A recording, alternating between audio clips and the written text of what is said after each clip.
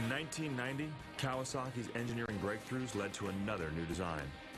The ZX-11 pushed motorcycle engine development even further. And it did it by using an old American hot rodder trick. Force more air into an engine, and you get more horsepower.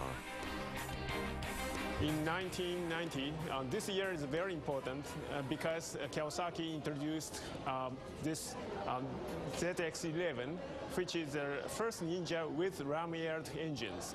It's the first ram-aired motorcycle in the world.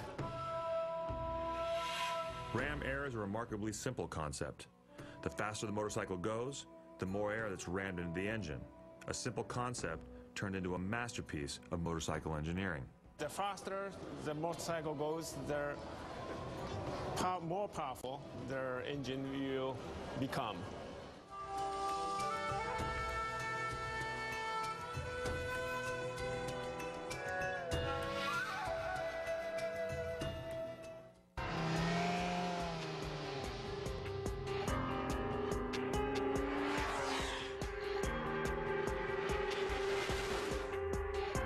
How do you create the fastest street-legal motorcycle ever built?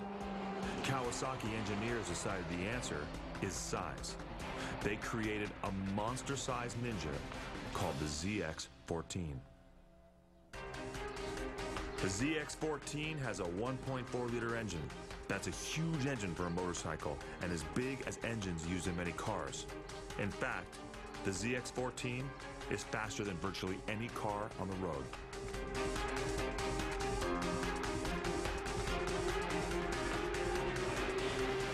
The 1400, the concept of the motorcycle is the king of open road. At first, we developed the engine for very fast acceleration in the road. ZX-14, basically ultimate GT bike, you know.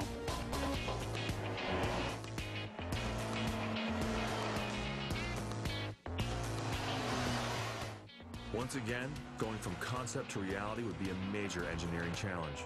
For one thing, the ZX-14 design team had to develop an entirely new and much stronger frame because the bike's new engine cranks out nearly 200 horsepower. The chassis is really the main part of the motorcycle. After you test the engine, you have to test the chassis to make sure it's strong enough to handle all the power.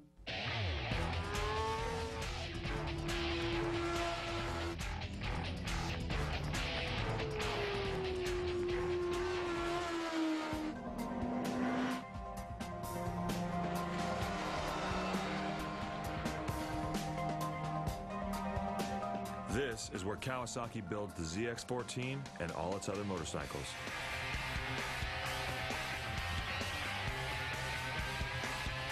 The Kawasaki Motorcycle Factory at the company's enormous Akashi Works, a giant industrial complex just west of Kobe, Japan.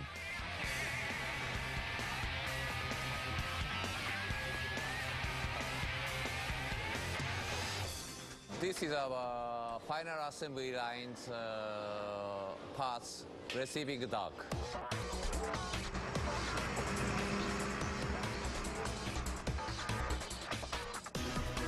Why is a receiving dock an important part of the process? Efficiency. Kawasaki doesn't have to repeatedly move parts in and out of the warehouse because they use what's called a just-in-time inventory system. Parts for each bike are delivered to the final assembly lines just a few hours before they're needed. After we receive the parts, our people deliver the parts to the assembly line directly. But some medium-sized or big-sized parts, we keep a couple of hours in this area. And delivering people deliver the medium parts and big parts to the line every 2 hours.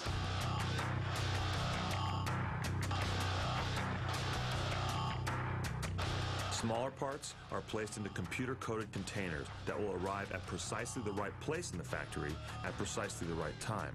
So our people just pull the cart to the line. So not necessary to handling 2 times, 3 times, 4 times.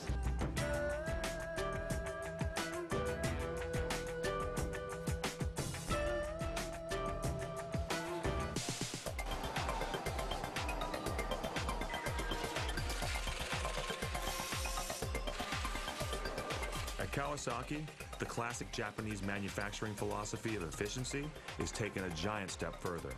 While people are building machines, other machines are watching the people. Kawasaki has what it calls a human error-proof system.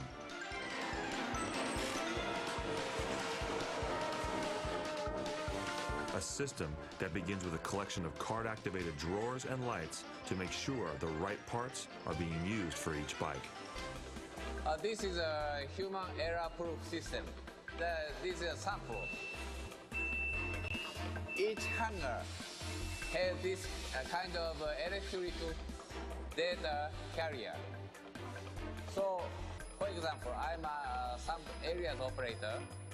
Motorcycle pass through model A. So model A parts come. So I pick up the parts and assemble.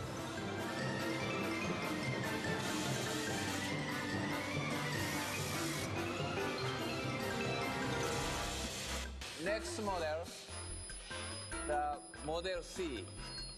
It comes through.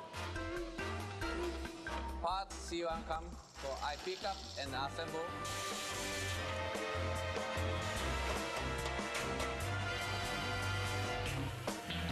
But if I miss to pick up and next model B comes, it's alarm. Assembly line stop. Supervisor know something wrong happened on the line. So this kind of system we applied many stations, very important place.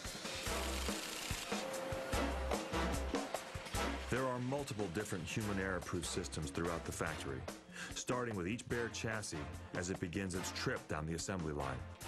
After chassis start, he picked up the wire harness from the right position. How can he know the right position? The light is turned on, so he may not miss to pick up.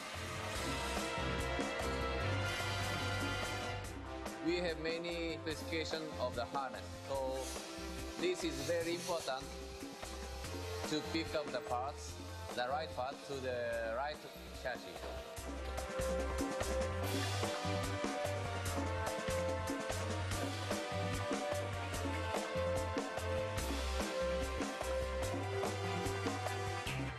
Preventing mistakes in the factory is such an important concept that every new Kawasaki employee, regardless of what job they're hired to do anywhere in the company, is required to spend their first 3 months working in the factory.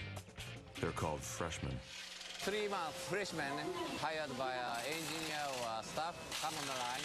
For example, that the engineer experience of the line is good for future business. It's good for business because the fundamental lesson all freshmen learn is that Kawasaki is obsessed with avoiding mistakes in the factory.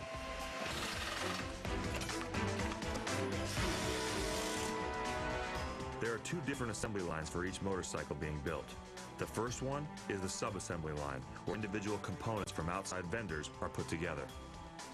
This exhaust system comes outside from vendor. We set necessary parts, for example, gasket, and assemble here.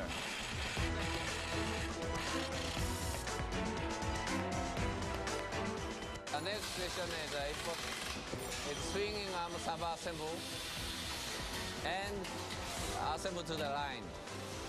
This is a chain assemble to the swinging arm.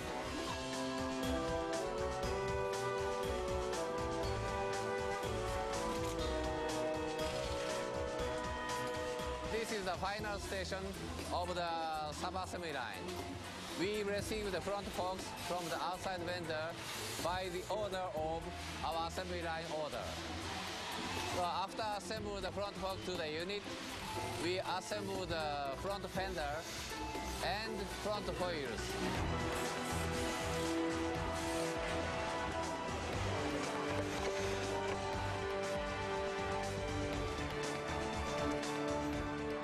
Overhead conveyor belts